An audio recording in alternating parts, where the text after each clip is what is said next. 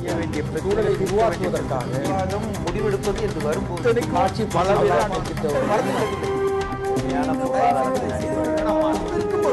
எதிர்த்து பேசிட்டு அதாவது எங்களுடைய இலக்கு என்பது தமிழ்நாடு மட்டும்தான். நாங்கள் 40 இடங்கள் மட்டும்தான் எங்களுடைய களப்பணி. நாங்கள் அந்த 40 இடங்களில் போட்டியிட்டு வெற்றி பெற வேண்டும் என்பதுதான் எங்கள் நோக்கம். அதே நேரத்தில் நாங்கள் சொன்னோம், அடுத்து எங்களுக்கு நேசமான, எங்களுக்கு ஆதரவான காங்கிரஸ் பாரதிய ஜனதா கட்சிக்கு மாற்றான சக்திகள் இந்தியா முழுவதும் இது போன்ற ஒரு வெற்றியை பெற்றிருக்குமே ஆனால் அவர்களை ஒருங்கிணைத்து இந்த நாட்டில் ஆட்சி அமைக்க முடியும். அதற்கு ஒரு செயல் திட்டத்தை உருவாக்கி அந்த திட்டத்திற்கு பெரும்பான்மை அடிப்படையில் அனைத்து இந்திய அண்ணா திராவிட முன்னேற்ற கழகம் தலைமை பொறுப்புக்கு வரக்கூடிய சூழ்நிலை இருக்கும் என்று நாங்கள் எதிர்பார்த்தோம். அதிலே இன்றைக்கு தமிழ்நாடு ஓரளவுக்கு வெற்றி பெற்றிருக்கிறது, மேற்கு வங்காளம் வெற்றி பெற்றிருக்கிறது, ஒரிசாவில் அது நடந்திருக்கிறது. இந்த 3 மாநிலங்களிலும் இது நடந்திருக்கிறது. இதே போன்ற நிகழ்வு மற்ற மாநிலங்களில் நடைபெற்றிருந்தால் நிச்சயம் எங்களுடைய இலக்கை நாங்கள் அடைந்திருப்போம். அது மட்டுமல்லாமல் இன்றைக்கு காங்கிரஸ் ஐக்கிய முற்போக்கு கூட்டணிக்கு எதிரான ஒரு அலை இந்தியா முழுவதும் இருந்தது. அந்த அலையை காங்கிரஸ் பாரதிய ஜனதாவுக்கு மாற்றாக உருவான 3வது அணி என்று சொல்லக்கூடிய மாற்று அணி தமிழ்நாட்டில் புரட்சி தலைவி அம்மா அவர்கள் செயல்படுத்தியதை போல, மம்தா பானர்ஜி அவர்கள் இருந்ததை போல, நவீன் பட்நாயக் அவர்கள் இருந்ததை போல அங்கே ஒவ்வொரு கட்சியும் அதை முறையாக பயன்படுத்தி இருந்தால் இன்றைக்கு நரேந்திர மோடி அலையை தமிழ்நாட்டில் தடுத்ததை போல, மேற்கு வங்கத்தில் தடுத்ததை போல, ஒரிசாவில் தடுத்ததை போல நிறுத்தி இருக்க முடியும். ஆனால் அங்கு மாற்று இல்லை. அந்த ஐக்கிய முற்போக்கு கூட்டணி அரசை விரும்பாதவர்கள் அதற்கு மாற்று தேடுகின்ற பொழுது அந்த இடங்களில் மாற்று இல்லாத சூழ்நிலையில் அவர்களுக்கு அலை வீசுவதை போன்ற ஒரு தோற்றம் இருக்கிறதே தவிர இன்றைக்கு அவர்களுடைய அலை என்பது இன்றைக்கு தமிழ்நாட்டிற்குள் நுழையாமல் தடுக்கப்பட்டிருக்கிறது என்றால் இங்கே ஒரு மாற்று இருந்தது. அந்த மாற்றை புரட்சி தலைவி அம்மா அவர்கள் உருவாக்கினார்கள். அந்த உருவாக்கியதும் மக்கள் ஏற்றுக்கொண்டார்கள். அதனுடைய விளைவு இன்றைக்கு இங்கே நரேந்திர மோடியுடைய அலை தடுக்கப்பட்டது. 39 இடங்கள்ல 37 இடங்கள் அதிமுக வெற்றி பெற்றிருக்கு. அதிமுகவுக்கு தமிழ்நாட்டு மக்கள் எதற்காக வாக்களித்தார்கள்?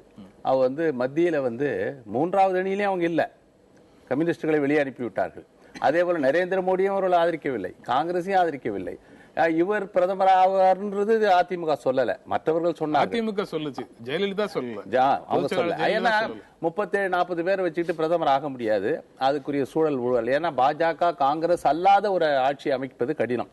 ஆக தமிழ்நாட்டு மக்கள் இந்த 37 நாடாளுமன்ற உறுப்பினர்களை அதிமுக கொடுத்ததன் மூலமாக தமிழ்நாட்டுக்கு என்ன பயன் ஏற்பட போகிறது? விரைவில் பொதுவாக கடந்த காலத்தில் நாங்கள் பார்த்த வரைக்கும் இந்த மத்தியில இருக்கிற ஐக்கிய முற்போக்கு கூட்டணி அரசு 2004 திராவிட முன்னேற்ற கழகம் காங்கிரஸ் தமிழ்நாட்டில் வளங்கொழிக்கும் பல திட்டங்களை நாங்கள் கொண்டு வந்தோம். அதாவது 2004 திராவிட முன்னேற்ற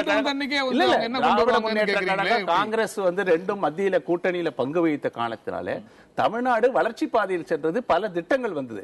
அதே போல இன்னைக்கு அதிமுக ஆட்சியில ஜெயலலிதா வந்த பிறகு நாள்தோறும் மத்திய அரசு, காங்கிரஸ் தலைமையிலான மத்திய அரசு மீது, டாக்டர் மன்மோகன் சிங் மீது அவதூறு கடிதங்கள், அர்ச்சனைகள், கடுமையான எதிர்ப்பு, மோதல் போக்கு. ஒரு முதலமைச்சர் மத்திய அரசோடு நல்லுறவு காண வேண்டும். அரசியல் என்பது தேர்தலோடு முடியணும். ஒரு முதலமைச்சருக்கும் பிரதமர் இருக்கிற உறவு எப்படி இருக்க வேண்டும் என்ற அடிப்படை அந்த உணர்வுகளுக்கு மாறாக நடந்து கொள்ளுகிறார். மீண்டும் என்ன நடக்க போகுது நான் சொல்றேன். மறுபடியும் நரேந்திர மோடியோடு அதிமுக ஜெயலலிதா மோத போகிறார். மீண்டும் மன்மோகன் சிங்குக்கு என்னென்ன நடந்ததோ அதெல்லாம் நரேந்திர மோடிக்கு நடக்க போகுது. திராவிட முன்னேற்ற கழகம் எந்த அளவுக்கு டிசப்பாயிண்ட் ஆனதோ தெரியாது. ஆனா அதிமுக இந்த தேர்தலில் நடந்த முடிவுகள் காரணமாக டிசப்பாயிண்ட் ஆயிருப்பாங்க. அப்படிதான் நான் நினைக்கிறேன். ஏன்னா மத்தியில எந்த தொங்கு பாராளுமன்றம் போரும் அந்த புரிதல் ஜெயிக்கிறதும் அமைச்சர் பதவிகளை பெறுவதுமாக அதுதான் ஜனநாயகம், அதுதான் தேர்தல்னு நினைக்கிறவங்களுக்கு கண்டிப்பாக டிசப்பாயின்ட். தமிழகத்துல அது திராவிட முன்னேற்ற கழகம் செஞ்சது, அதிமுக செஞ்சது. ஆனா 37 பேரோ 40 பேரோ ஜெயிச்சு அங்க ஒரு பொறுப்புள்ள எதிர்க்கட்சியாக செயல்படலாம் அப்படிங்கிற நம்பிக்கை உள்ளவர்களுக்கு அது ஏமாற்றத்தை கொடுக்கறதுக்கு வாய்ப்பு இல்ல.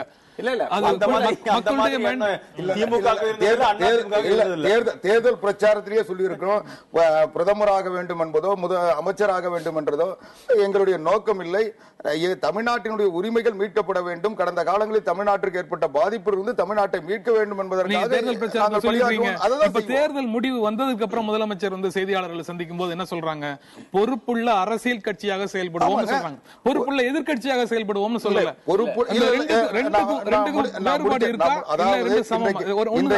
இன்றைக்கு பாரதிய ஜனதா கட்சி ஆளுகின்ற பொறுப்பில் மெஜாரிட்டி வந்துகிட்டு இருக்கு. அது இன்னும் முடிவு வரல. முடிவு வந்த பிறகுதான் அது தெரியும். இன்றைக்கு நாங்க சொன்னதுதான் நடந்திருக்கு.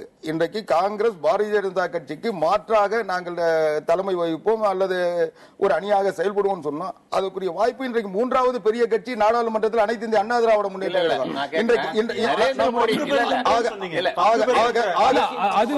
அது வந்து அவங்க கையில கிடையாது.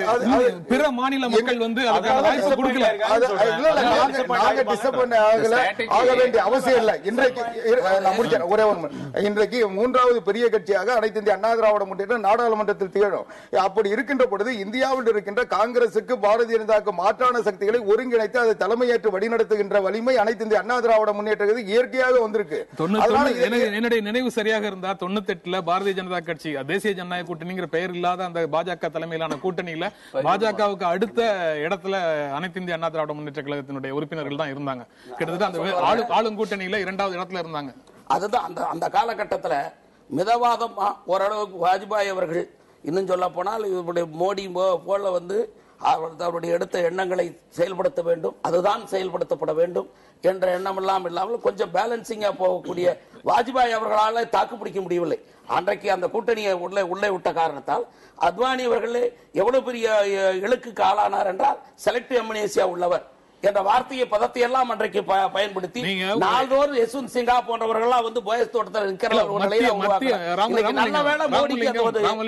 ஏற்படல. ராமலிங்கம், மத்திய அரசு வந்து மாநிலத்தினுடைய கோரிக்கைகளுக்கு செவி சாய்க்காம நிறைவேற்றாம இருந்ததுன்னா என்ன செய்யணும்னு எதிர்பார்க்கறீங்க? எதிர்ப்பு குரலை எழுப்பவே கூடாதுன்னு சொல்றீங்க. சுமூகமான உறவு எழுப்புறதோ அதுக்கான வந்து வழிவகையில் போய் சந்திச்சு பேசுறதோ அல்லது சில சட்டங்களுக்கு வந்து எதிர்த்து வாக்களிக்கிறதோ தவறு கிடையாது. ஆனா அதுக்காக ஒரு உள்துறை அமைச்சராக இருந்தவரை போய் செலக்டிவ் அம்னீசியா உள்ளவர் என்று பேசுவதெல்லாம் எவ்வளவு பெரிய அநாகரிகம், எவ்வளவு கீழ்த்தரமான அதிமுகவை பொறுத்தவரை ஆரம்ப காலத்திலே நரேந்திர மோடி பதவி ஏற்கிறப்போ தனி விமானத்திலே போன்று அதுல பங்கேற்றார். அதே போல இவர் பதவி ஏற்கிற போது அவர் வந்தார், வடை பாயசத்தோட போயஸ் தோட்டத்திலே விருந்தெல்லாம் வழங்கப்பட்டது. பாஜகவுக்கும் ஜெயலலிதாவுக்கு இருக்கிற உறவை விட நரேந்திர மோடிக்கும் ஜெயலலிதாவுக்கும் ஒரு அரசியல் ரீதியான ஒரு தொடர்பு உறவுகள் இருந்தன. அந்த உறவுகள் இன்றைக்கு எங்கே போனது? ஏன் வந்து இன்றைக்கு வந்து திடீர் என்று பாஜக காங்கிரஸ் எதிர்க்க ஆரம்பித்தார். அதற்கு பிறகு நினைத்தால் அறுதி பெரும்பான்மை கிடைக்காது, தமிழ்நாட்டில் நாம் தனியாக நின்று எண்ணிக்கையை பெற்று அதற்கு பிறகு பாஜகவோடு சேர்ந்து விடுவோம், பொழுது சேர்ந்தால் சிறுபான்மை வாக்குகள் கிடைக்காது என்ற அடிப்படையில் தான் அவங்களுடைய அவங்க ரெண்டு பேருக்கு இருக்கிற தனிப்பட்ட நட்பு இன்றைக்கும் இருக்கிறது, என்றைக்கும் இருக்க வேண்டும். அது தவறு கிடையாது. நீங்க அரசியல் ரீதியாக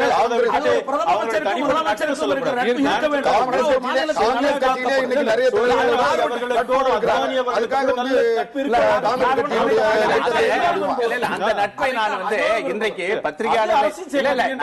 அந்த நட்பு இன்றைக்கு பத்திரிகையாளர்கள் சந்திப்பது போது கேள்வி கேட்கும் போது மிகுந்த தயக்கத்தோடு வார்த்தைகளை கூறுகிறார். அந்த தயக்கம் ஏன் வந்தது? முடிவு வந்து சரியான நிலைக்கு வராதப்போ அவங்க தயக்கத்தோடு சொல்றதுதான் ஒரு சரியான பார்வையா இருக்க முடியும். படம் திறந்து வாழ்த்துறாங்களா என்ன தயக்கம்?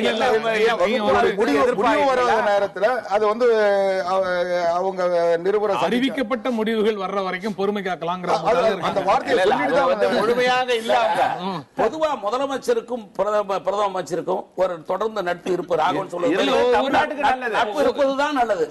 அதுல மாறுபட்டு போக கூடாதுங்கிறதா எங்களுடைய சொல்லலாம்.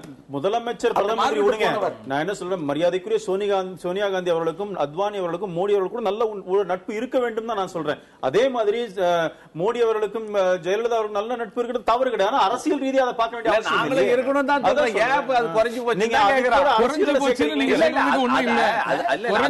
அரசியல் நட்பு தான் அது. தேர்தலை எதிர்த்து குறைஞ்சு போச்சுன்னு சொல்றதுக்கு அதுல எதுவும் இல்லை. ஆரம்பிக்க போறாங்க. ஆரம்பிக்க போறாங்கிறது உங்களுடைய அசம்ஷன் அல்லது விருப்பம் அப்படின்னு தான் பார்க்க முடியும். இணக்கமான சூழ்நிலை இருக்க வேண்டும். இணக்கமான சூழ்நிலை அமையணும்னு நினைக்கிறோம். ஆனா கடந்த கால அனுபவம் அதற்கு மாறாக இருக்கு. அதான் சொன்ன செலக்டிவ் அம்னேசியா எல்லாம் சொன்னாங்க. கடந்த கால அனுபவத்துக்கு காரணம் மத்தியில பிஜேபி வந்து அதிகமான மெஜாரிட்டி வரல. இவங்களுடைய ஆதரவு அனுபவம் இருக்குல்ல.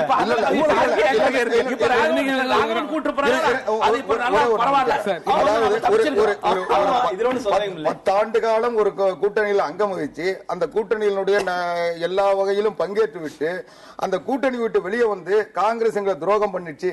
நாங்க வந்து இவ்வளவு நாள் இந்த மந்திரி சபையில் இருந்தப்போ நடந்த தமிழ்நாட்டில் நடந்த நல்லதுக்கெல்லாம் நாங்க மட்டும் காரணம்.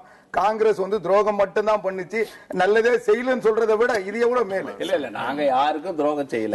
நீங்க சொல்றீங்க அப்படி சொன்ன திமுக 9 ஆண்டு காலம் கூட இருந்துட்டு 9 ஆண்டு காலத்துல காங்கிரஸ் வந்து நல்லது செய்யலன்னு சொல்றேன். இலங்கை தமிழர்கள் பிரச்சனையிலே நாங்கள் ஏதோ துரோகம் செய்து விட்டதாக திமுக எங்களை விட்டு விலகி போனது. ஆனா தேர்தலிலே இலங்கை தமிழர் பிரச்சனை ஒரு பிரச்சனையாகவே பேசப்படவில்லை. சரி, அது எல்லாம் அப்படிக்குமா நம்ம தொடர்ந்து பேசலாம். ஒரு இடைவேளைக்கு அப்புறம் நம்ம தொடர்ந்து பேசலாம்.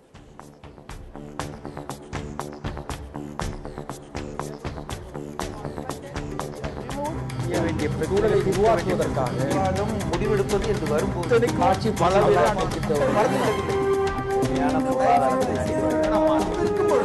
எதிர்த்து பேசிட்டு